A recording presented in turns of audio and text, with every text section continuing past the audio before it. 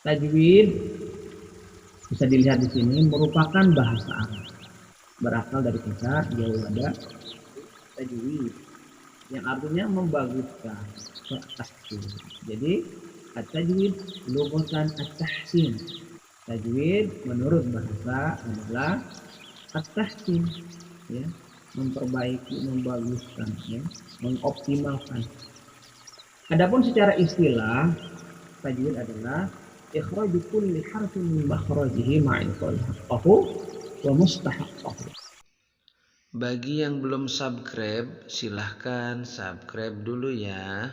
Jadi mengucapkan huruf hijaiyah dari tempat keluarnya huruf dengan benar dan memberikan hak huruf serta mustahil. Jadi mempelajari tajwid, ya, agar at-tahsin, agar kita bisa membaguskan. Dengan cara apa? Mengucapkan huruf hijaiyah. Ya, huruf hijaiyah kita ucapkan dan kita mengetahui dari mana tempat-tempat keluar huruf tersebut. Kemudian juga kita bisa memberikan hak-haknya, yaitu sifat-sifatnya, ya. Jadi huruf itu punya makhraj, tempat keluar huruf, juga punya sifat, ya, punya sifat-sifat yang dibawa oleh huruf tersebut, kita juga harus memberikan. Kemudian tartil. Menurut Sayyidina Ali, beliau berkata, yaitu tajwidul huruf wa ma'rifatul wuquf. Membaguskan setiap huruf, fokus, ya, bagusin hurufnya, jangan sampai A-nya kurang bagus, A kurang bagus, ketukar A dengan A, ya, Sa dengan Sya, dengan So, ya, Da dengan Do, baca waladolin jadi waladolin, ya, itu ketukar, ya, hati-hati. Jadi perbaiki, ya, huruf-hurufnya, tajwidul huruf. Dan yang kedua kata Sayyidina Ali, wa ma'rifatul wuquf, dan harus tahu di mana letak-letak bolehnya berhenti. Nggak bisa sembarangan berhenti, ya. Nggak bisa kita main berhenti kemudian lanjut kembali. Sama seperti di rambu-rambu lalu lintas. Ada yang boleh berhenti, ada yang tidak boleh berhenti, ada yang boleh atau tidak boleh pilih salah satunya, ya. Nanti kita akan pelajari, ya. Jangan membuat wakaf sendiri kalau kita nggak paham terhadap maknanya, bisa berubah maknanya, ya. Makanya yang aman ikuti makhraj yang sudah dibuat oleh para ulama. Kalau masih kepanjangan, baru di situ cari, ya, yang tidak merubah kepada makna. Jangan sampai merubah makna. Belajar tajwid, membaguskan huruf, itu juga salah satunya adalah agar tidak merubah arti dari Al-Quran, ya. Kalau kita baca lahum qulubui, lahum qulub, nah, itu qulub itu dari apa? O atau ka?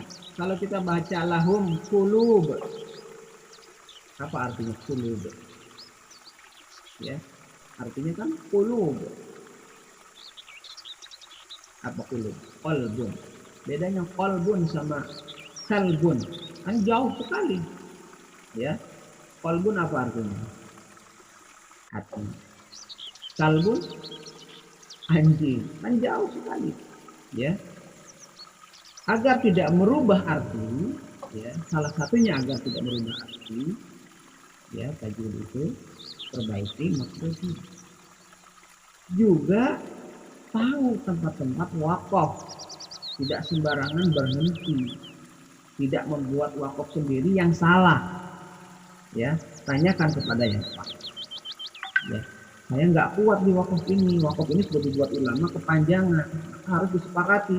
Nah, makanya sekarang ada juga Al-Quran yang namanya wakaf ibtida, ya, wakaf ibtida, di mana kita bisa berhenti di yang bukan wakaf, yang tidak sampai wakaf kita, napas kita, kemudian memulainya lagi dari mana. Ya, sekarang kan memberi Al-Quran yang ada wakaf dan ibtidanya. Atau kita sudah cocok dengan Quran terjemah per kata nih, tapi tajwid wakofnya tidak ada wakaf wiridanya, tandai, ya tandai. Jangan sampai kita membuat wakaf asal. Ya, baik kita lanjutkan. Ya, selanjutnya adalah kita akan belajar makhraj yang pertama, yaitu makhraj al-jauh. Ya, makhraj al-jauh. Sebelum kita masuk ke makhraj al-jauh, apa sih makhraj? Atau makharijul huruf, ya, dari kata apa? Kharaja, ya, kharaja, keluar, dibuat menjadi isim makan. Makhraj, tempat keluar. Jadi asalnya adalah kharaja, keluar. Al-huruf, ya huruf. Makharijul huruf berarti jamak, ya, asalnya kharaja, kemudian jadi isim makan menjadi makhraj, kemudian diubah menjadi jamak, menjadi banyak tempat-tempat keluar huruf. Jumlahnya ada berapa? Banyak, ya, ada 17, tapi sudah disingkat oleh para ulama, sudah dibuat ringkasan, yaitu hanya 5 saja. Nah, ayo kita lanjutkan. Yang pertama yaitu makhraj al-jauh. Apa itu al-jauh? Al-jauh adalah rongga mulut, ya, dan rongga tenggorokan. Menurut bahasa al-jauh adalah al-khala, ya, tempat yang kosong atau rongga. Adapun menurut istilah, ya, mantiqatut tajwidi al-khalqi wa tajwidi al-fahmi, ya, artinya suara yang keluar melalui tenggorokan dan rongga mulut. Nah, ada gambarnya, ya. Nih, gambarnya di sini. Nah, ini panah ini dan panah yang dua warna, ya, dari tenggorokan sampai ke mulut. Itu adalah al-jauh. Namun ada juga yang suka salah, huruf harusnya keluar dari tenggorokan dan mulut ini, malah dia keluar ke sini, ke hidung, al-khaysum. Nah, ini salah, ya, salah. Bismillahirrahmanirrahim, ke hidung. Harusnya ma, ya. Ini ke hidung. Nah, para ulama membuat caranya, ya, membuat caranya agar dia keluarnya lewat tenggorokan dan rongga mulut. Imam Ibnu Jazari berkata, ya, fa aliful jawfi wa ukhtaha wahi huruf madin lil hawai dan tahid. Ya, huruf alif makhrajnya dari al-jauh, begitu juga dua saudaranya, semuanya huruf mad yang mengucapannya berhenti di udara, ya, pengucapannya berhenti di udara. Jadi al-jauh itu hurufnya sebetulnya cuma satu, alif, ya, yang menyebabkan dia menjadi mad, ya. Adanya alif menjadi mad, cuman tidak berfungsi kalau hanya alif saja, kalau di depannya atau sebelumnya adalah kasroh. Makanya alif ini minta bantuan sama yang namanya ya, ya, ketika dia kasroh. Kemudian dia minta bantuan lagi, makanya disebutkan wa ukhtaha, saudaranya. Minta bantuan lagi kepada waw ketika dia dhammah jadi u, ya, nggak bisa, nggak berfungsi, nggak bisa menjadi mad, ya, kalau habis setelah dhammah itu alif nggak berfungsi, makanya alif minta tolong kepada waw, ya, menjadi u, jadi berhasil, ya, menjadi huruf mad, ya. Jadi hurufnya adalah alif, waw, dan ya. Aslinya adalah alif. Minta bantuan kepada waw dan iya ketika kasroh dan ketika dhammah. Itu pengertian. Nah, ini cara pengucapan al-jauh. Ini banyak yang belum mengerti dan tidak banyak yang menjelaskan tentang caranya seperti ini, ya. Semuanya perhatikan, fokus, ya. Yang pertama adalah pengucapan huruf yang bertanda fathah, ya. Maka caranya adalah dengan membuka dua bibir, ya, bibir ini dibuka, ya, dibuka juga rongga mulutnya secara sempurna. Nah, terbuka dengan, ya, jangan bismillahirrahmanirrahim, dia bikin jelas pun kalau nggak terbuka bibirnya, rongga tenggorokan dan rongga mulutnya yang nggak bisa jelas. Bagaimana dengan syekh? Banyak yang biasa saja sih mulutnya saya lihat gitu ya, ketika sedang membaca Al-Quran, ya mereka beda dengan kita, mereka udah bahasa sehari-harinya, ya, memang ngomongnya sehari-hari memang bahasa Arab, jadi udah bagus ya, huruf-hurufnya sudah bagus. Kalau kita ada orang Sunda, ada orang Betawi, ada orang Jawa, Padang, ya, dan banyak lagi yang punya ciri khasnya masing-masing, ya, lengket dengan bahasa daerahnya, ya. Ada yang bahkan terbawa, ya. A'udhu dibaca angudu, ya. Bukan du tapi du, ya. Ada lagi waladhdallin, tadi waladhdallin. A'udhu dibaca a'udu, ya kan, salah. Jadi buat kita lakukan ini, ya, fathul fami fathan tamman. Nah, pelajari nih, ya, hafalkan kalau perlu. Membuka mulut atau rongga mulut dengan sempurna. A, ba, ta, ja, ha, kho, ya. Baik. Selanjutnya yang kedua adalah apabila dia berharokat kasroh, maka caranya adalah dengan menurunkan bibir bagian bawah. I, di, ti, ya, turunkan bibir bagian bawah, ya, sehingga jelas i-nya, jangan ngasal, ya. Jadi ketika fathah dibuka, ketika kasroh ditarik bibir bagian bawah. Kemudian yang ketiga, jadi tadi istilahnya khafdul fakis sufla, hafalkan. Khafdul fakis sufla, khafdul fakis sufla boleh juga, ya. Kemudian yang ketiga, apabila dia dhammah, ya, dhammah, tadi minta bantuan kepada waw, ya. Ketika dia bersuara u, maka caranya apa? Mengumpulkan mulut itu menjadi bulatan atau memonyongkan dua bibir secara sempurna. Dhammus syafatain dhamman muhkaman, ya, dhamman muhkam, ya, memonyongkan kedua mulut. Bu, tu, ya. Sebelum belajar makhraj yang lain ini penting. Nanti ketika sudah belajar makhraj, al-lisan, syafatain, ya, al-hal, al-khayshum, nanti sudah bagus duluan ininya, al-jawf, rongga mulut dan tenggorokan, ya. Jadi hafalkan, pertama fathul fami fathan tamman, yang kedua khafdul fakis sufla, yang ketiga dhammus. Tapi ini dipraktekkan karena ini adalah ilmu tahsin, ya. Ilmu tahsin atau tajwid itu sama juga dengan ilmu terapan, artinya dia harus dipraktekkan.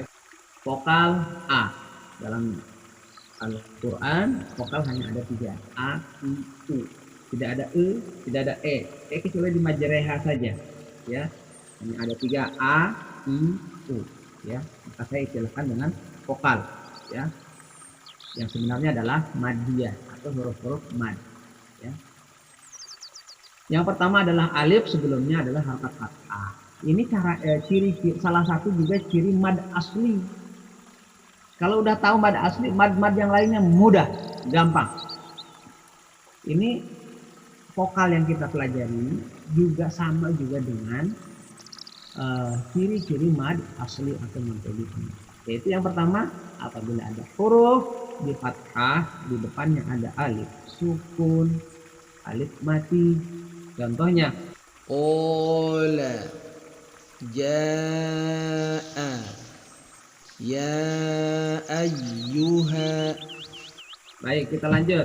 Yang selanjutnya adalah vokal I. Vokal I. Ya sukun yang sebelumnya huruf berharokat kata. Ya, ini juga mad asli. Ya, matobi'in. Ya. I, huruf apapun di kasroh, di depannya ada iya sukun. Ya, dibaca I. Tadi, ingat. Khafdul haqqis sufla. Menurunkan bibir bagian bawah. I. Ila, Yu, ketika di domah yu dimonyongkan. Yuridu. Yuridu.